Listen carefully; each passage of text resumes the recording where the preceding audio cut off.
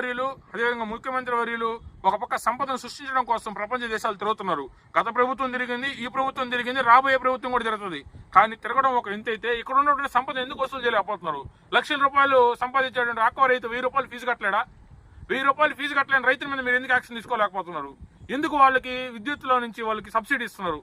వీటన్నిటి మీద కూడా ప్రభుత్వం ఒకసారి పునరాలోచించాలి. ఎందుకంటే ఒక పక్క విజిలెన్స్ విభాగం ఉంది, కరెంట్ డిపార్ట్మెంట్, ఎలక్ట్రిసిటీ డిపార్ట్మెంట్ లో, విద్యుత్ శాఖలో స్పష్టంగా ఇంకొక విజిలెన్స్ విభాగం ఉంది. మీరు కూడా చర్యలు తీసుకోవాలి. ఎందుకంటే అనుమతులు లేకుండా సాగు చేస్తూ నాకు సబ్సిడీ తీసుకుంటూ ప్రభుత్వానికి ఉన్నటువంటి ఏదైతే చెల్లించాలని రుసుము ఇక్కడ క్లెయిమ్ చేస్తున్నారు. దాన్ని మీరు ఖచ్చితంగా వాళ్ళ మీద యాక్షన్ తీసుకోవాలి. అదేవిధంగా ఈ యొక్క వీడియో ద్వారా మేము కోరుకునేది ఒకటే, గౌరవ ఎనిమల్ హస్బెండరీ మినిస్టర్ గారిని, అదేవిధంగా గౌరవ AP state aquaculture development authority chairman గారిని, బోర్డు సభ్యుల్ని, అదేవిధంగా కమిషనర్ ఆఫ్ ఫిషరీస్ వారిని కోరుకునేది ఒకటే, అయ్యా మీరు